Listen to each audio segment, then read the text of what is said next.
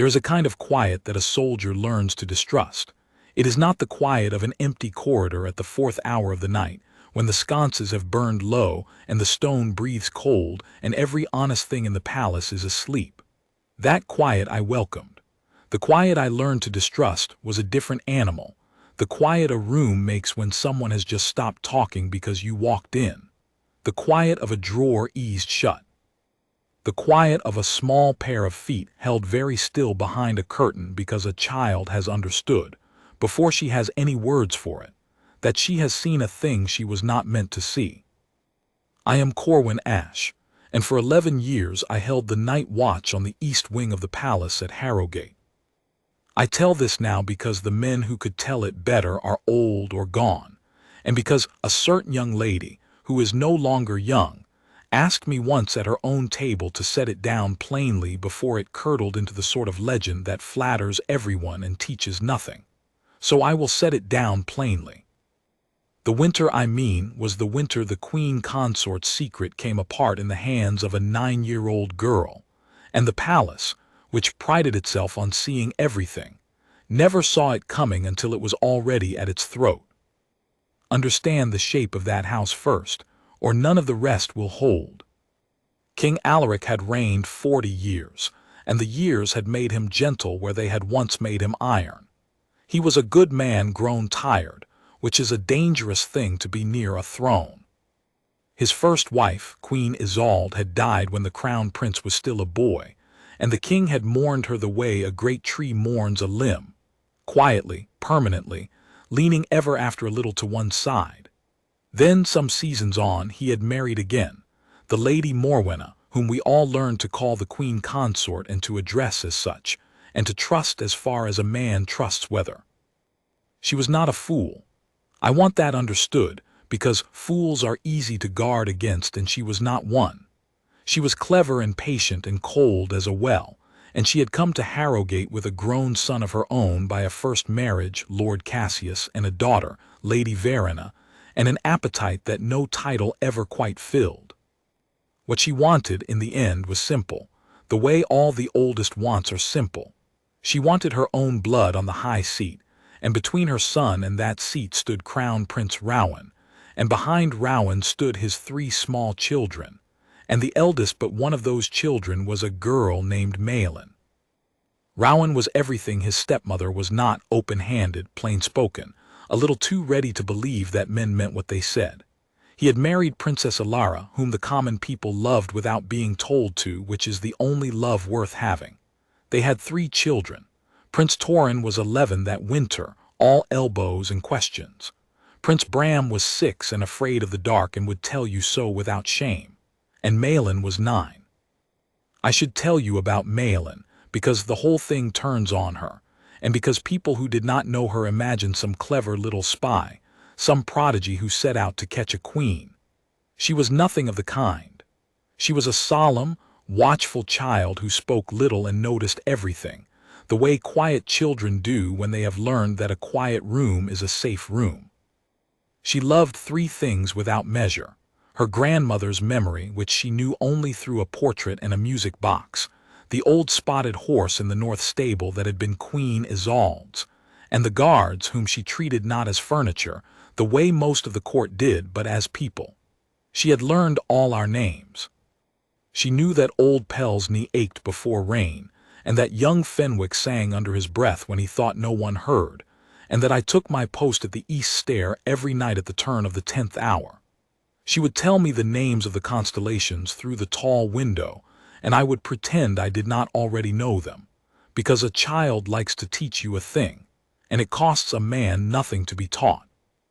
That is who found the secret, not a spy, a watchful, lonely, honest little girl who could not sleep. The East Wing in those years held the old apartments, Queen Isolde's rooms, kept shut and dust-sheeted since her death, and next to them the suite the Queen Consort had taken for her private use. That was a thing the court had murmured about when it happened 3 winters before, that Morwenna had asked for the rooms beside the dead queen's, and the king, tired and grieving and glad to be asked for anything small, had said yes. Nobody thought much of it. The rooms were fine and quiet and away from the noise of the main court. That was the reason given. It was not the reason. Now the night it began. It was the deep of winter, a hard, clean cold, the kind that makes the stone tick as it shrinks. I had taken my post at the turn of the 10th hour as always, at the foot of the east stair, where I could see the length of the gallery. The palace was asleep. The king had gone to his bed early, as he did more and more. The crown prince and princess were away 3 days at the winter assize in the west of the realm, hearing the people's grievances as the king no longer had the strength to do, and the Queen Consort had made it known she was retired for the evening with a headache and was not to be disturbed. 2 hours into my watch, I heard the small sound. Not footsteps. Malin never made footsteps you could catch. She went barefoot on the cold stone to keep from being sent back to bed. It was the click of the gallery latch, very soft, and then the thin white shape of her in a nightgown, coming along the wall with a candle she had not lit for fear of the light. She had her grandmother's music box under one arm. She often did. She could not sleep, and the box played a small sad tune that had been Queen Isolde's favorite, and Malin said, she told me this once, gravely as a fact, that when the tune played it was like her grandmother was in the room, and then she was not so afraid of the dark, which she would not admit to being. "You should be asleep, little lady," I said low. "I know," she said, which was as close as she came to obeying. She sat down on the 3rd step of the east stair, which was her step, and set the box on her knees and did not wind it.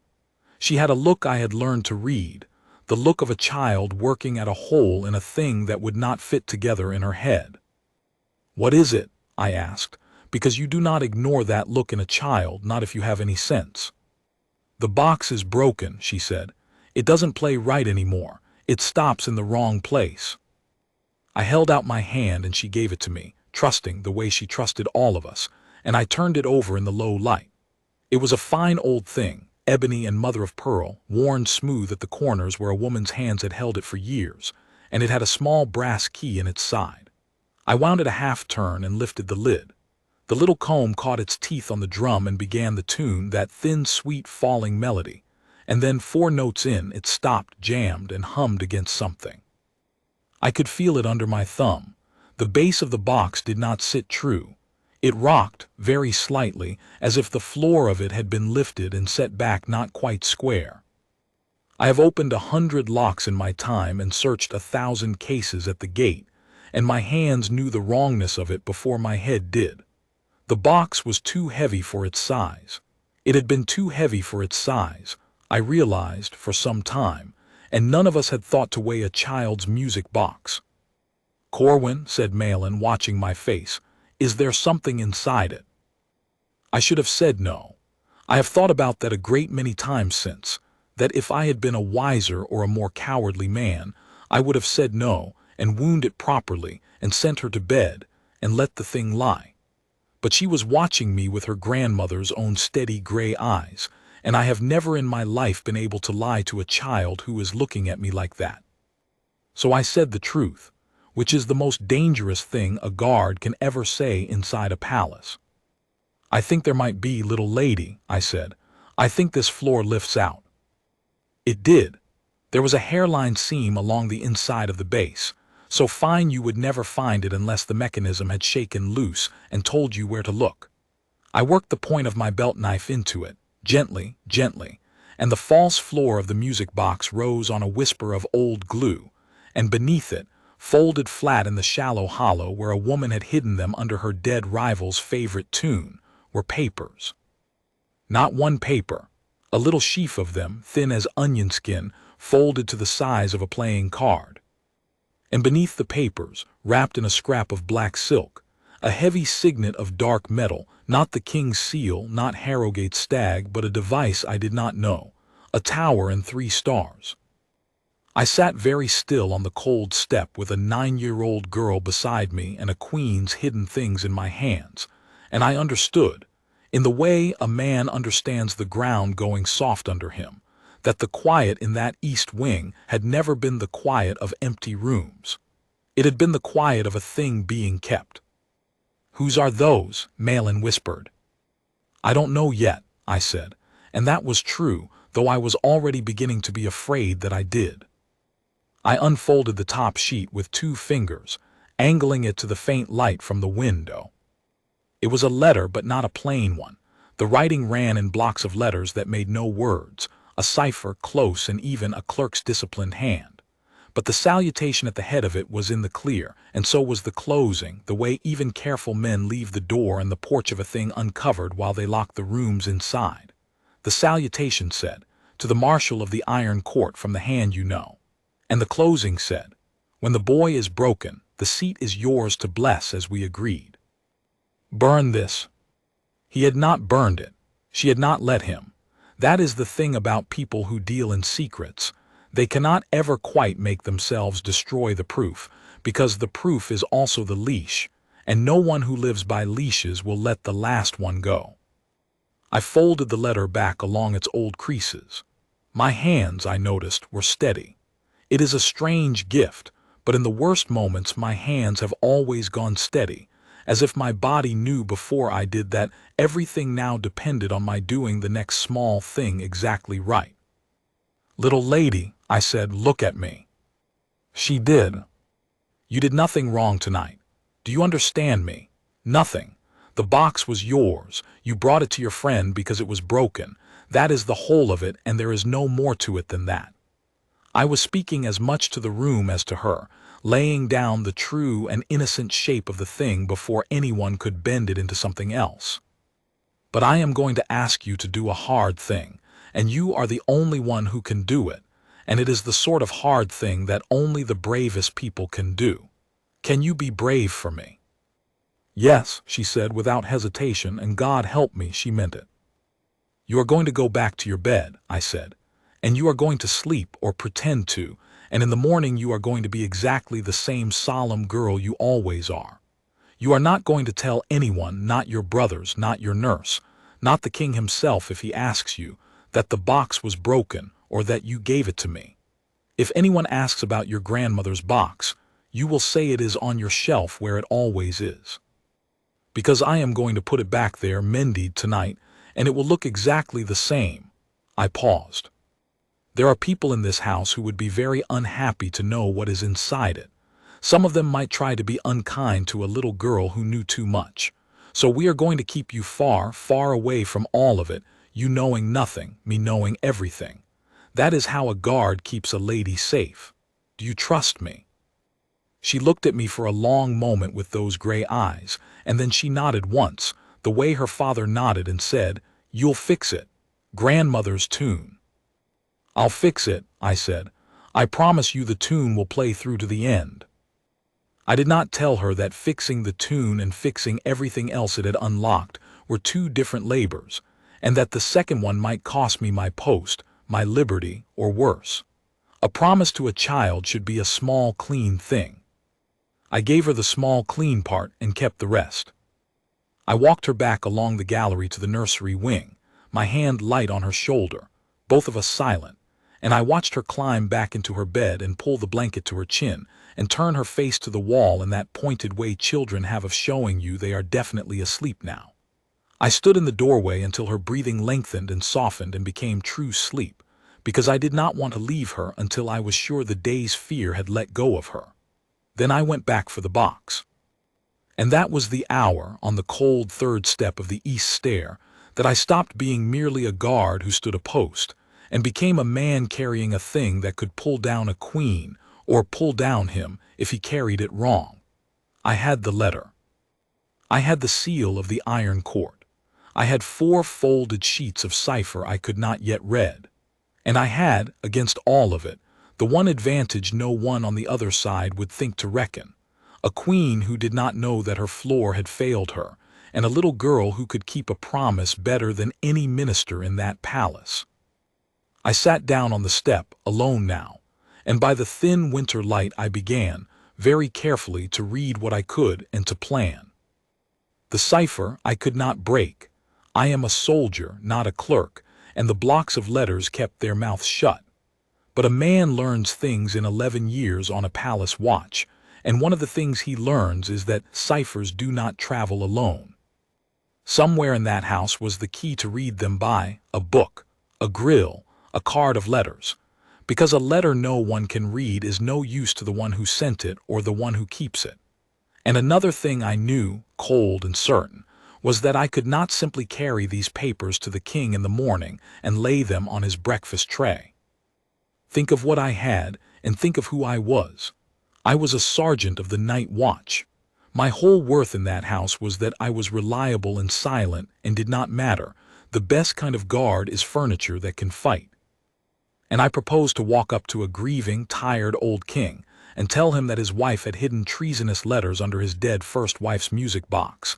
Letters promising a foreign marshal that once the crown prince was broken, the throne would pass where she wished. What would he do? He would not want to believe it. No man wants to believe it. He would call for the Queen Consort to answer the charge, because that is what a fair man does. He lets the accused speak, and she would speak. She would look at that sheaf of onion skin and say, in that cool, even voice, Sergeant Ash searched my private rooms without warrant, took these things from I know not where, and now smears his queen with them. Is this the discipline of the king's guard? And the king, who loved fairness more than he loved suspicion, would be caught between his sergeant's word and his wife's, with nothing between them but paper he could not read. And the paper would vanish that same night, and I would vanish not long after, and the little girl who had innocently pulled the thread would be the last loose end in a very tidy house. No, proof that cannot be denied. That was the whole of the task now, not accusation, proof. Proof so plain that no cool voice could talk it away. Proof laid before the one man in the realm who both outranked the Queen Consort's schemes and would not flinch to act on them. The Crown Prince himself, when he returned. Until then I had to do 3 things and do them without a single misstep. I had to put the box back so perfectly that she would never know it had been opened. I had to find the key that turned the cipher into words a king could read. And I had to keep one watchful little girl so far from the center of it that when the storm broke, it would break nowhere near her. I took the papers and the seal, and I copied nothing that night. I had no time, and worse, a copy in my own hand would be a thing that could be used against me. Instead, I did what my old sergeant had taught me to do with a thing too dangerous to hold and too dangerous to give up. I hid it where the enemy's own certainty would protect it. I put the letter and the cipher sheets and the black silk seal not in my quarters, where a search would find them, nor on my person, where a body search would, but back into the false floor of the music box, every sheet folded on its old creases, the seal wrapped in its silk, the floor eased down and its glue line pressed true. Then I mended the box's mechanism, the honest part, the part a child had asked me to fix. The comb had thrown a tooth against the drum where the false floor sagged. With the floor seated true again, the tooth cleared, and when I wound it, the little tune ran all the way down to its last falling note, sweet and whole. I had kept that promise at least. And I had done a colder thing beneath it.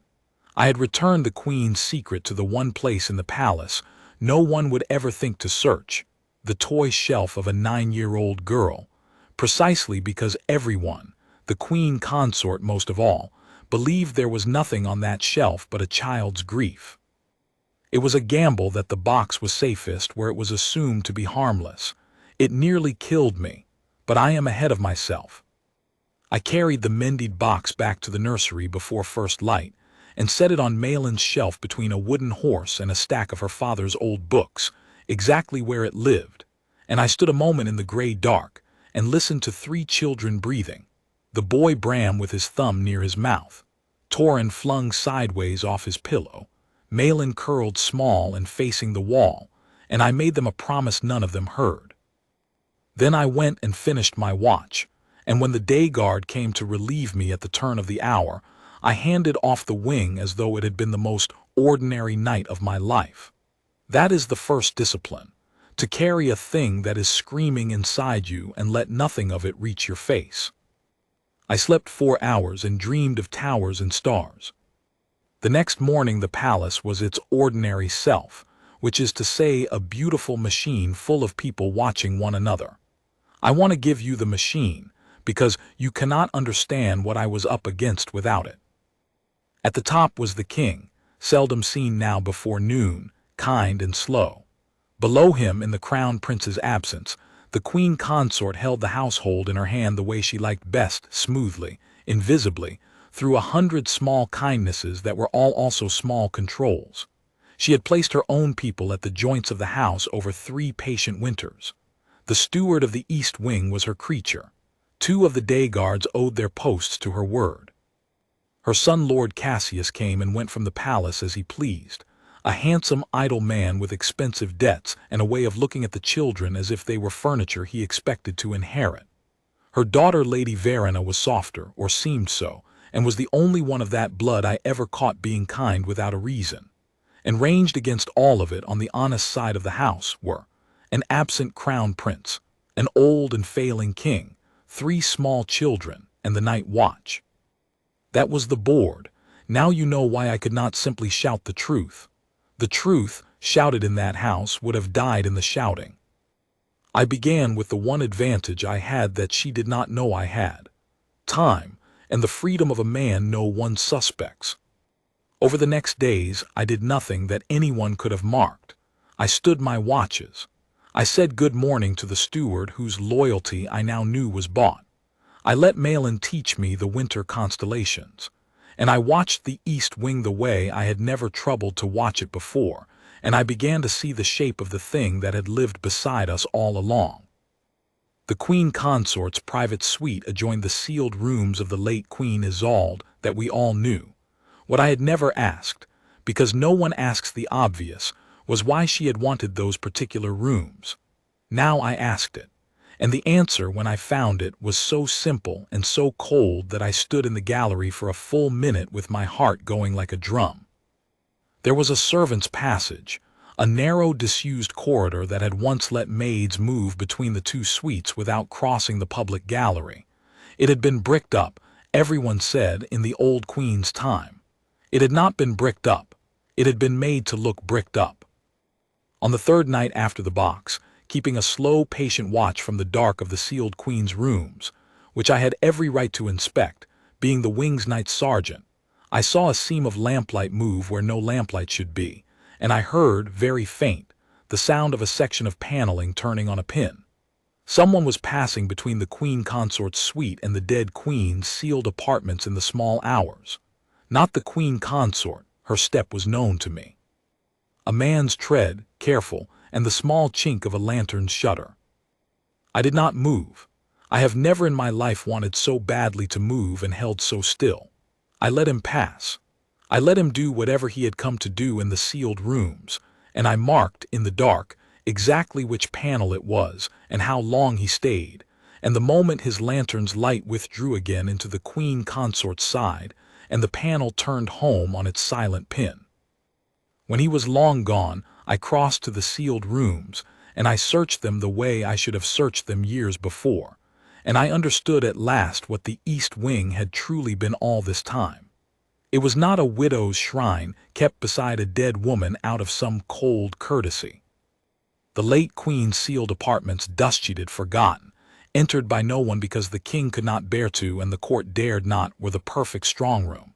No one went in. No one ever went in. And so it was there, behind the paneling of a room the whole palace treated as sacred and empty, that the Queen Consort had made her true study, the room where the cipher was written, where the letters to the Iron Court were composed, where whatever she was truly building was kept. She had asked for the rooms beside her dead rival not to be near her memory, but to be near her secret, and she had hidden her treason inside the one place grief had made untouchable. That was the genius of it, and it turned my stomach. She had used a good king's mourning as the walls of her scheme. I did not tear the room apart. That would have told her, and telling her was death. I looked and I learned its shape, and I left it exactly as I had found it. But before I withdrew, I found the second thing that changed everything, because a soldier who searches a room well always looks under and behind and inside, not merely at. Slid flat behind the frame of the dead Queen's own portrait, which hung crooked now in a way it had not hung in life, was a slim cloth-bound book. I eased it out. Rows and rows of small even entries, dates, sums, initials. A ledger. And down the margin, again and again, that same device stamped small in wax where a signature should be, the tower and the 3 stars. It was the account of what she had spent and on whom. It was the money. I had the letter, which showed the intent. I now had the ledger, which showed the deed money paid over 3 winters to buy the steward, to buy the 2 day guards, to retain a physician whose name I did not yet understand the meaning of, and to move sums out of the realm to the Marshal of the Iron Court against a day I did not yet want to think about. And I still had, folded under a child's lullaby, the cipher that would tie the 2 together in words even a tired king could not deny. 3 things: the letter, the ledger, the key. I had 2 of the 3, and I had learned where the 3rd must be, and I had learned it all without moving a muscle anyone could see. But I had also learned that I was not the only one who walked the east wing in the dark, and that the man who did was careful, and armed, and answered to a woman who would have me killed as calmly as she dismissed a footman, if ever she guessed that her floor had failed her. I put the ledger back behind the crooked portrait exactly as I had found it. I was not ready to take it. When I took it, I would take everything at once, and only once, and there would be no second chance. A man gets one clean grab at a thing like this. I meant to make mine count. I went out of the sealed rooms and back to my post, and I stood the rest of that watch feeling the whole weight of the house settle onto my 2 shoulders, and I thought, not for the last time, of the small, solemn face turned to the nursery wall, and of the tune I had promised would play through to the end. A man who has never carried a secret imagines it grows lighter with the sharing. It does not. It grows heavier the moment there is anyone in the world who could be hurt by it, and I now had 2. A king who did not know his walls were rotten, and a child who did not know she had pulled the first stone. So I told no one. I trusted no one. I have thought since that this was both the wisest and the loneliest choice of my life, and that I could not have made any other. But a thing that dangerous does not let you stay still for long. Within a week, the house itself began to move, and I had to move with it. It began with the physician. I had noted the name in the ledger, a payment monthly, to one Master Odell, whom I had taken for some tradesman, until I learned that Master Odell was the new physician the Queen Consort had lately installed over the nursery, replacing old Dr. Hale, who had tended the children since Torrin was born, and who had been quietly pensioned off to a cottage in the West 3 months before. Nobody had thought it strange. Old men retire. But old Hale had loved those children, and the man who replaced him took the Queen Consort's coin in a ledger she had hidden behind a dead woman's portrait. And when I set those 2 facts side by side in the cold of the night watch, I stopped breathing for a moment. When the boy is broken, the seat is yours to bless, as we agreed. I had read the boy as the crown prince Rowan, the heir, the man who stood between her son and the throne. I had assumed the breaking meant some political ruin, some scandal engineered, some charge trumped up at a distance. Now, with a bought physician standing over 3 sleeping children and a phrase like "when the boy is broken," a colder reading rose in me, and I could not put it down. Understand, I will not describe to you the fears that walked through my head in those hours, because they are the kind of fears that do a man no good to speak and a child no good to have spoken near her, and because, thanks be, they never came to pass. But I will tell you what I did, which is the only part that matters. I stopped being a watcher and started being a wall. From that night I changed my watch without telling a soul why. I no longer held the east stair where I could see the gallery. I moved my post quietly to the mouth of the nursery corridor, so that no one physician, steward, lord, no one could reach those 3 children in the dark without passing me. I told the day sergeant a plain lie, that I'd heard young Bram had been afraid of the dark and I'd taken to standing nearer to settle him, and it was such a small, kind, ordinary lie that no one questioned it. Bram was afraid of the dark. That part was true. I made the true part carry the false one, the way I'd hidden the treason under the lullaby. And I began, in the daylight hours when I should have slept, to watch Master Odell. He was a smooth, unhurried man with clean hands and a way of smiling that never reached above his mouth. He tended the children correctly. I will give him that. I watched him do it and found no fault I could point to.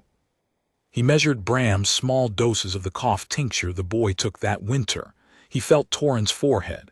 He was gentle enough with Malin, who did not like him and could not say why, and who took to standing a little behind me whenever he came, one small hand gripping the edge of my coat, a thing I let her do though it was against every protocol in the book. Protocol. I had already broken so many by then that one more meant nothing. I could point to no fault, but I did not like the tincture. It was a brown bottle, the cough physic, kept in the nursery cabinet, and Bram took a spoon of it night and morning through that cold winter, and it was Master Odell who compounded it and Master Odell alone. And here is a thing about a guard's watchfulness that I have never been able to explain to men who have not stood a long watch. Your eyes learn a rhythm, and when the rhythm breaks, you feel it before you see it. I felt the tincture break rhythm one gray afternoon when Odell, thinking the nursery empty but for a sleeping child and a piece of furniture called a guard, took from his own case a second small vial, unstoppered it, and let 3 drops fall into the brown bottle before he stoppered it again and set it on the shelf and left. 3 drops into little Bram's cough physic. I did not move. I have told you already that the hardest discipline of my life was not moving in that house, and this was the sharpest test of it. Every honest thing in me wanted to take that smooth man by the collar, but if I moved on 3 drops I could not name, I would have shown my hand for nothing, an accusation with no proof, a searched queen, a vanished ledger and a dead sergeant. So I let him go.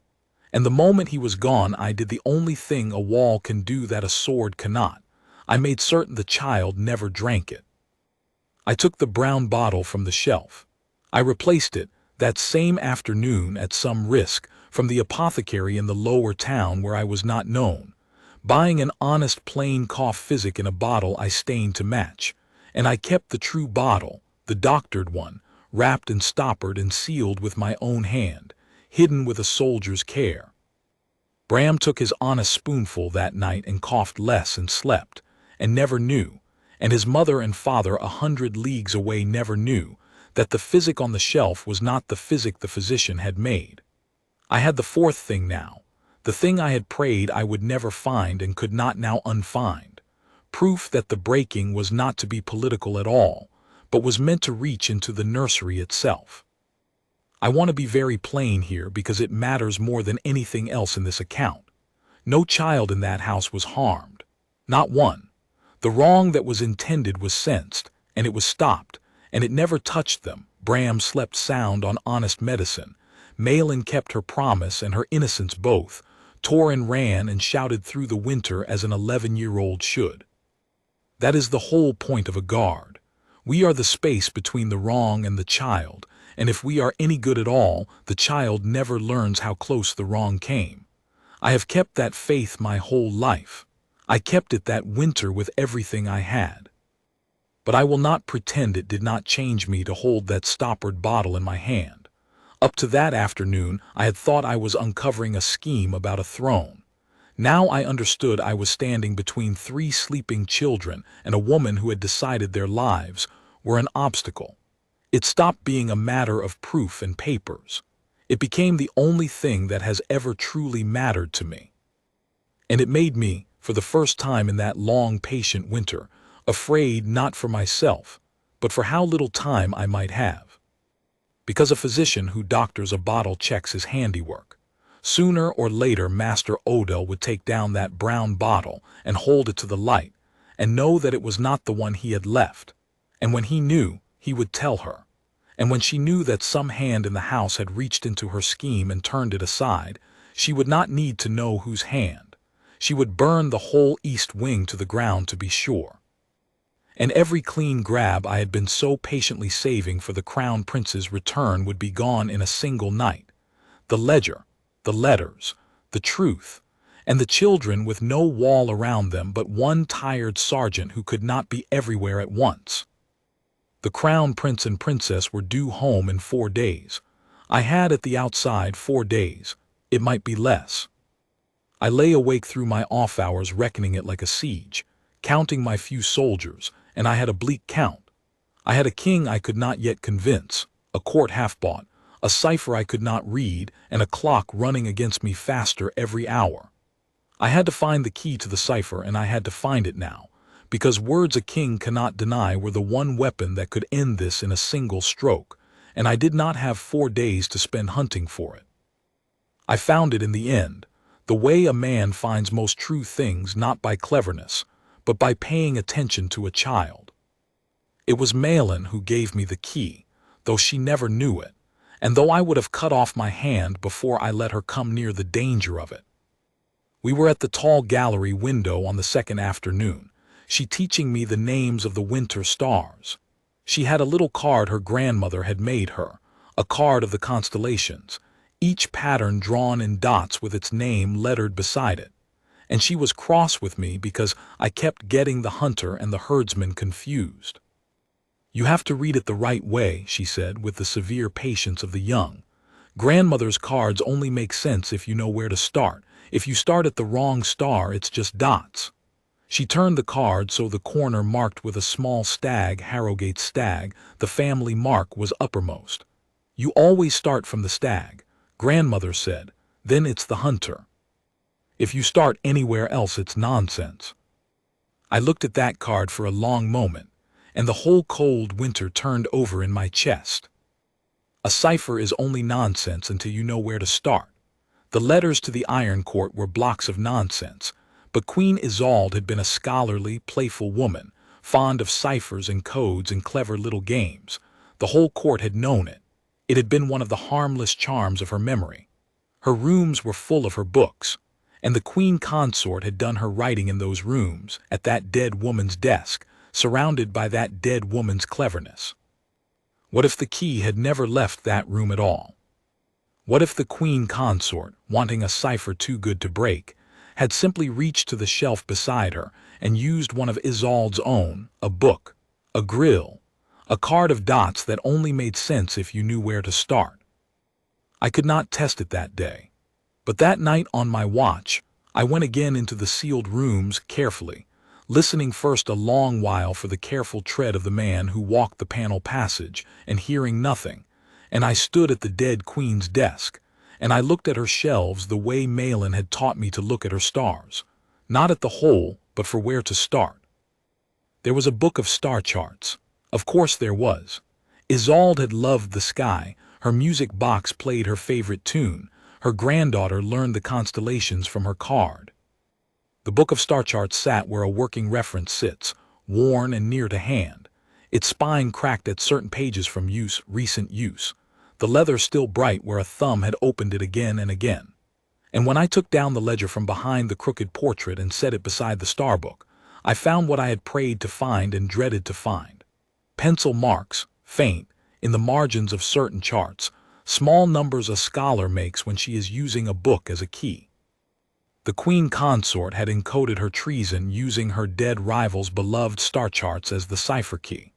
She had thought it the safest key in the world, because who would ever open the grieving king's shrine, and who, opening it, would look twice at an old woman's charts of the sky? A little girl would. A little girl who learned the stars from her grandmother's card would open that book with love in her hands and never guess what it had been made to do. I have never decided whether that is the cruelest thing in this whole account or the most just, that the woman was undone by the very memory she had used for a wall. I did not have the training to work the cipher fully by candlelight in a stolen hour, but I did not need to. I needed only enough, one line too, decoded plainly, tying the cipher blocks to the clear text salutation, to the ledger's sums, to the seal of the Iron Court, enough that a clerk could finish it and a king could not deny it. And using the marked charts, matching a marked star to a block, working slow and cold with the star book open beside the sheaf from the music box, I broke the first 2 lines of the top letter before the winter dawn. I will not write out here what they said in full. Some of it concerned the Marshal of the Iron Court, and what his master would gain when Harrowgate's line was corrected. Some of it named the price, but one line I have carried in my head every day of my life since, because it was the moment the whole shape of the thing stood clear and monstrous before me, and it was written in that cool, even clerk's hand, decoded plain from the stars, a child loved. Let it seem an illness. Children sicken, no one asks. The physician is retained. I closed the book. I sat in the dark of a dead queen's room with a broken line of cipher in my hand, and for the first time in my life I understood, all the way down, why a guard exists. Not for the salutes and the standing still. For this. For the space between those words and a sleeping child. Now I had all three. I had the letter, which was the intent. I had the ledger, which was the money and the deed. And I had the key, the marked star charts, which turned the one into the other in words no cool voice on earth could talk away. I had the whole scheme, whole and provable, and I had the stoppered brown bottle to make it flesh. The Crown Prince was 2 days out. I had only to hold the ground 2 more days, keep the papers where they lay, keep the children behind my wall, and be ready to lay the whole of it before Rowan the hour he rode through the gate. That is the false dawn. That is the part where a wiser reader than I was that night already feels the cold, because a plan that clean has never once in the history of the world survived contact with the enemy. Mine survived exactly 11 hours. At the turn of the following evening, Master Odell came to the nursery for the children's night drafts, and he took down the brown bottle, and he held it to the light. I was at my post at the mouth of the corridor. I saw him do it through the open door.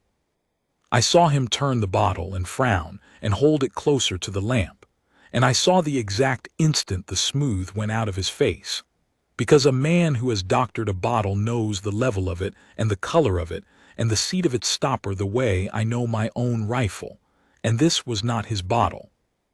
He set it down very carefully, the way you set down a thing when your mind has started to run, and he did not give Bram the draft, and he made some smiling excuse to the nurse about a fresh compound, and he left the nursery with his case, walking fast, walking toward the east wing, toward her. I had perhaps a quarter of an hour before the Queen Consort knew that a hand in the house had turned her scheme aside.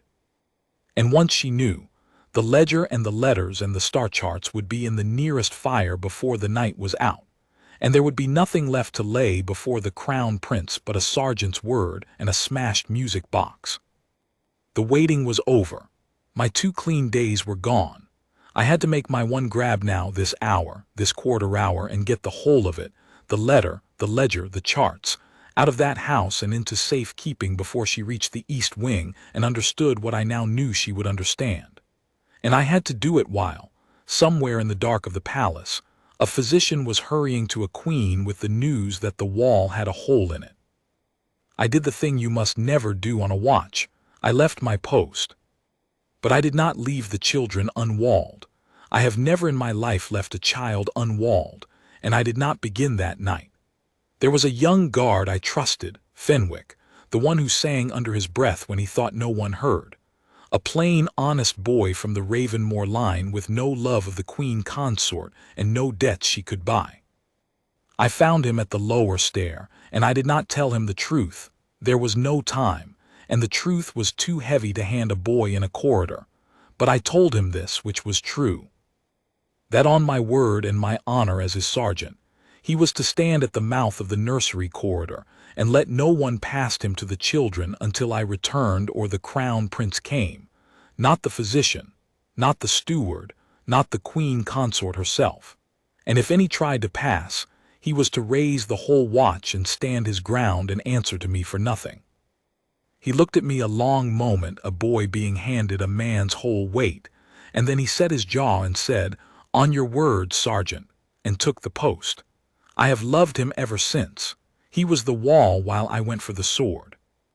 Then I ran quiet fast, the way you move when speed and silence are the same need, down the gallery to the east wing, to the sealed rooms, to make my one grab. I got there ahead of them, barely. The sealed rooms were dark and cold and full of the dead queen's dust-sheeted furniture, and I did not light a lamp. I worked by the gray windowlight I knew now like my own hand. Behind the crooked portrait, the ledger. From the desk, the star book with its marked charts. And the letters and the black silk seal I had to fetch from where they had lain all along, the one place I had trusted them. But the music box was in the nursery, behind Fenwick's wall, and I could not go back for it now without undoing the very guard I had just set. So I made the hardest choice of that hard night. I took the ledger and the charts, the two proofs I could reach, and I left the letters where they were safest of all, behind a boy who would die before he let anyone past. 2 of 3 in my hands, the third behind a wall. It would have to serve. I had them wrapped in my coat and was 2 steps from the passage door when the panel in the far wall turned on its silent pin, and lamplight spilled into the dead queen's room, and the Queen Consort came through it. She was not expecting to find me. That is the one grace fortune gave me that night. She had come, roused by her physician, not to catch a thief, but to burn her own papers before whatever hand had touched the bottle could find them. She came in her nightrobe with a lamp in one hand and Master Odell a pace behind her, and she stopped when the lamplight found me standing in her dead rival's shrine with a bundle in my arms, and I watched the whole thing arrive in her face, the surprise, and then the cold, cold understanding, and then, worst of all, the calm. "Sergeant Ash," she said, not a tremor in it, "you are a long way from your post." "Yes, your grace," I said. Her eyes went to the wall where the portrait hung crooked, and to the empty desk, and to the bundle in my arms, and I saw her reckon it all in a heartbeat. She was quick. I have told you she was quick, and reached the bottom of it. "Put down what you are holding," she said, "and I will believe you were merely careless. A guard who wandered into rooms he had no leave to enter and touched things he did not understand. That is a small fault, Sergeant. It can be forgiven. What you are imagining you are holding, that cannot." Her voice was almost gentle. "Think of your life, think of your name. Put it down." "I know what I'm holding, your grace," I said. Behind her, Master Odell's hand moved toward his case, and I let mine rest plainly on the hilt at my belt, and the physician's hand went still. But it was not steel that decided that room. It was words. "Then you know it is your death," she said, and the gentleness went out of her voice like a candle pinched. "Do you imagine anyone will believe you? A night sergeant.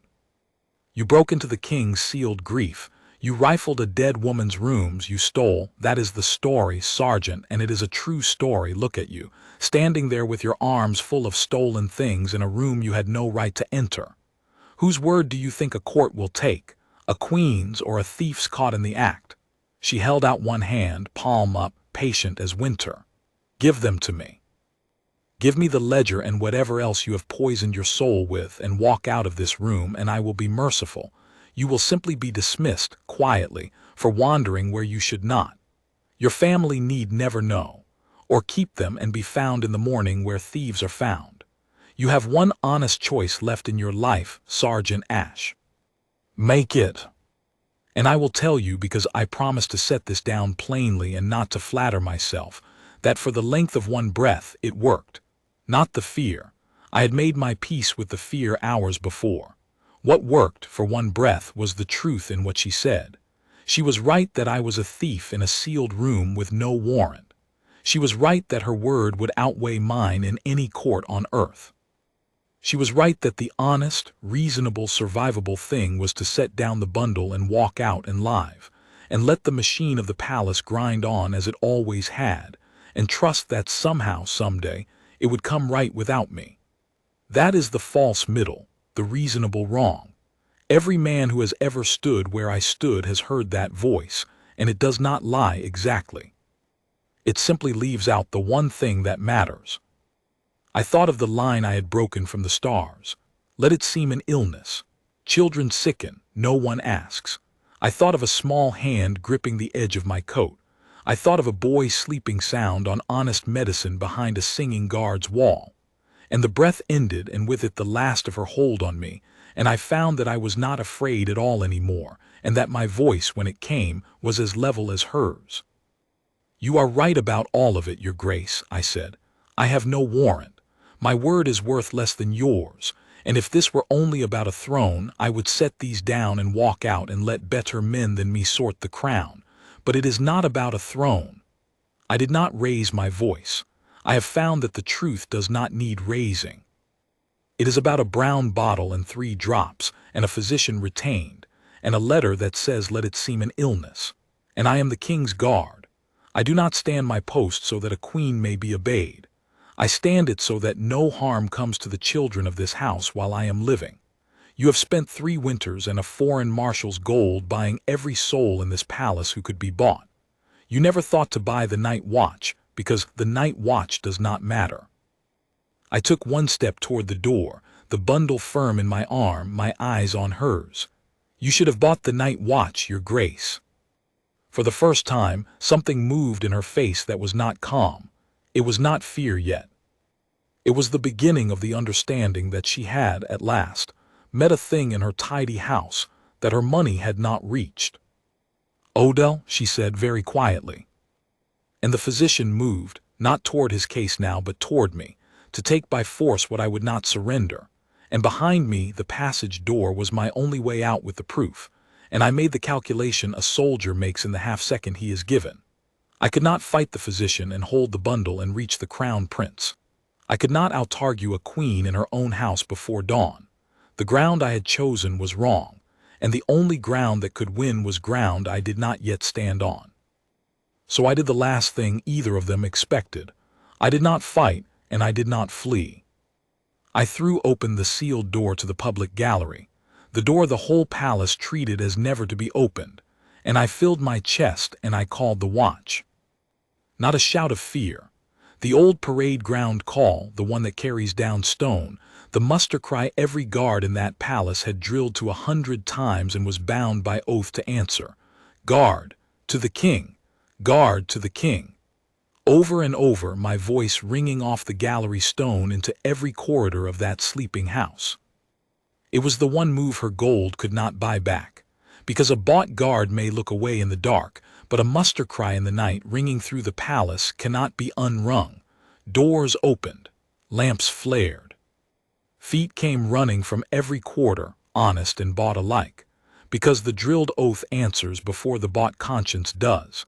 And by the time a man remembers who pays him, he is already standing in the light where the whole house can see him. Within a minute there were 6 guards in the gallery, then 10, the day sergeant among them still pulling on his coat, an old Pell with his aching knee, and behind them, roused and blinking and afraid, the servants and the ladies and the understewards, the whole machine of the palace grinding awake and turning its 100 eyes on the one lit doorway, where a queen in her nightrobe stood over her physician in the sealed rooms of the woman she had replaced. And a night sergeant stood in the open door with a bundle in his arms, and would not stop calling the watch to the king. You cannot burn papers in front of 100 witnesses. You cannot murder a sergeant in a gallery full of the muster. She had built her whole scheme in the dark, in the quiet, in the untouched places, and I had dragged it, and her, into the one thing it could not survive, which was the light and the crowd and the noise. Her greatest strength had been the silence of that east wing. I had answered it with the loudest sound a guard can make. "Sergeant Ash," said the day sergeant, breathing hard, looking from the queen to me and back, utterly lost.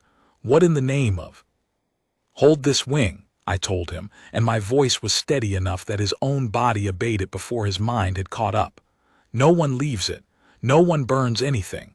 No one touches these rooms, on the king's own oath that you and I both swore." I looked at the Queen Consort, whose face had gone the gray of the winter window. "By the king's leave or against it, this stands until the crown prince comes. He is one day out. I will answer for every word of it with my life, but nothing in this wing burns tonight." And because a muster answers its own sergeant before it answers anyone, and because 10 honest men in a lit gallery are braver together than any one of them is alone, the wing held. She did not burn her papers. She could not. The whole house was awake and watching, and the light, once let in, does not go back into the box. The Queen Consort drew her night robe close about her, and lifted her chin, and walked out through the muster with her head high as if she had won something, and no one dared lay a hand on her. She was still the Queen Consort, and I had proof of nothing yet that the crowd could read. But I had the ledger and the charts in my arms, and I had a boy standing wall over her letters, and I had 100 witnesses that she had been found in the sealed rooms in the dead of night with her physician at her heel, and I had one more day. I did not sleep. I stood in the lit gallery with the bundle in my arms and my back to the sealed door, and I waited for the dawn, and for the sound of horses, and for the one man in the realm who could turn a knight sergeant's proof into a king's justice. The crown prince came at midday, a half-day early, riding hard because a rider I had sent at first light, young Fenwick's brother, on the fastest horse in the north stable, the old spotted horse that had been Queen Isolde's, had reached him on the west road with 6 words I had trusted to no cipher. "Come home. The children need you." He came into the forecourt with the Princess Ilara beside him and the mud of the road on him, and he took the east stair 2 at a time to a wing full of exhausted guards and one sealed door, and he found me there, gray with a sleepless night, holding a bundle wrapped in my coat. I have served under 3 commanders in the King's Guard, and I have never respected one more than I respected Rowan in the hour that followed, because he did the hardest thing a great man can do, which is to listen all the way to the end before he acts. I laid it before him plainly, as I have laid it before you. The box, the false floor, the letter with its clear salutation and its "burn this," the seal of the iron court, the sealed rooms and the hidden passage, the ledger behind the crooked portrait, the bought steward and the bought guards, the physician retained, the marked star charts that turned the cipher into words, the 2 lines I had broken, let it seem an illness, and the brown bottle with its 3 drops, which I unwrapped last and set into his hands. He did not interrupt. His face went, over the course of it, from the tired patience of a man humoring a loyal servant to something white and still and terrible, the look of a father who has understood, all at once, how close the dark came to his sleeping children, and how it was only ever a knight sergeant standing between. When I had finished, he was quiet a long moment. Then he said, "You put the letters behind a boy." "Fenwick, your highness. He has held the nursery corridor since last evening. He let no one past, not the physician, not the Queen Consort. No one has been near the children." Rowan closed his eyes for a breath. "Take me to my son's medicine," he said, "and then take me to the king. And, sergeant, you will not leave my side until this is finished.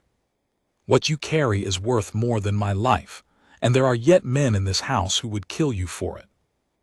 The rest moved quickly, the way a landslide moves quickly after a long, slow winter of loosening.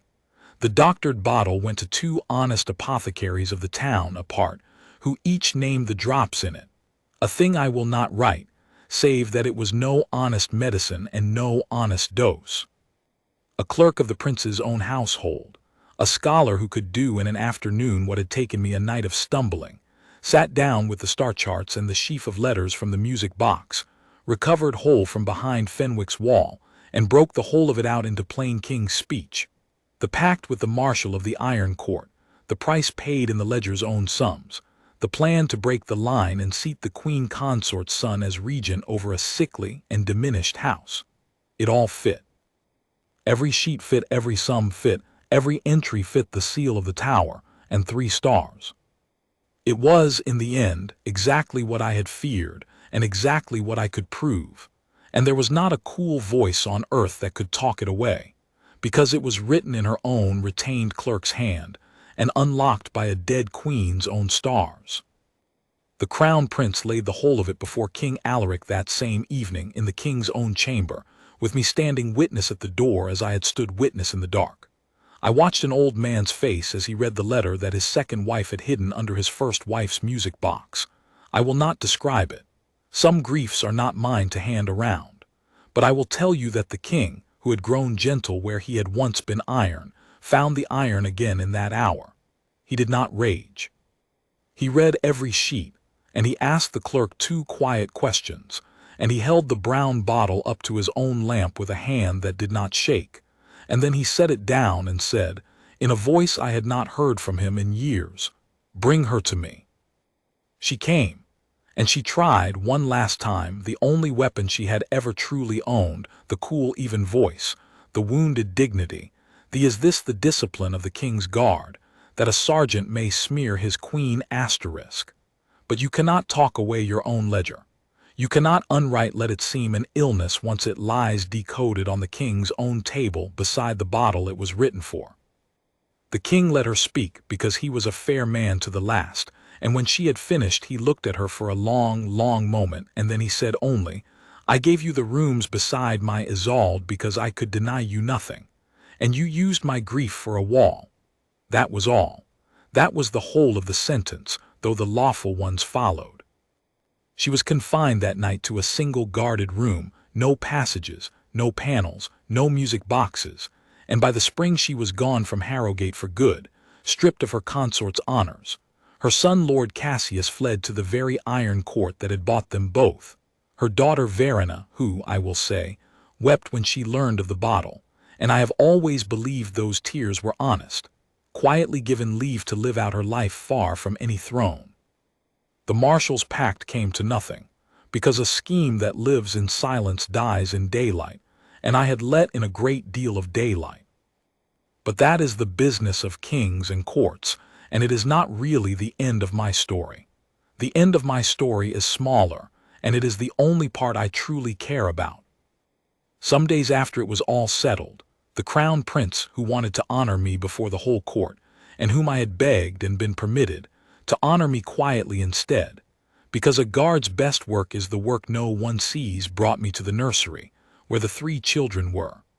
Bram, who had slept sound through the whole of it on honest medicine and never knew a thing, was building a tower of wooden blocks and knocking it down. Torin wanted to know if it was true that I had shouted so loud I woke the whole palace, and was delighted when I admitted it. And Malin came and stood in front of me, solemn as ever, with her grandmother's music box held in both hands, and looked up at me with those steady gray eyes. "You kept your promise," she said. "It plays all the way to the end now." "I did, little lady," I said. "I told you I would." She wound it there in the winter light and set it on the table, and we all listened, the prince, the princess, the 3 children, the tired sergeant, as the little comb caught its teeth on the drum and the thin, sweet falling tune played out, every note of it, sweet and whole, all the way down to the last. She had no idea, that grave and lovely child, what had truly been folded under that tune, or how close her innocent broken box had come to unmaking her whole family, or that the promise I had kept was a far larger promise than the one she had asked for. She only knew that her grandmother's music was mended, and that the guard she had trusted had not lied to her. I have never told her the rest. I told it only here, at her own asking, 40 years on, when the danger was long dust, and she was a grandmother herself with grave, gray-eyed grandchildren of her own. And even now I have kept back the sharpest fears, because a promise to a child should be a small, clean thing, and I gave her the small, clean part and kept the rest my whole life long. People ask me when they hear I served the crown what the king's guard is for. They imagine it is the salutes, the standing still, the tall bearskin and the polished rifle and the not flinching. And those things are true and they matter. The stillness is real discipline, and discipline is its own kind of love. But that is not what the guard is for. I learned what it is for on a cold third step in the dead of a winter night, from a 9-year-old girl who could not sleep, and whose music box had stopped playing in the wrong place. The guard is the space between the wrong and the child. It is the wall you set when you cannot yet raise a sword. It is the muster cry that drags the silent dark into the light. It is one man who does not matter, standing his post so that no harm comes to those who cannot guard themselves, and who, if he has done his work well, is never even thanked, because the child never learns how close it came. She learned in the end. she asked, and I told her. And when I had finished, she was quiet a while, the way she had been quiet as a girl working at a hole in a thing that would not fit together. And then she reached across her own table and took my old hand in both of hers, exactly as she had done in the nursery all those years before, and she said, "Then thank you, Corwin, for the whole of the promise, not just the tune." And I found, to my surprise, that after 40 years of silence, that was all I had ever needed to hear.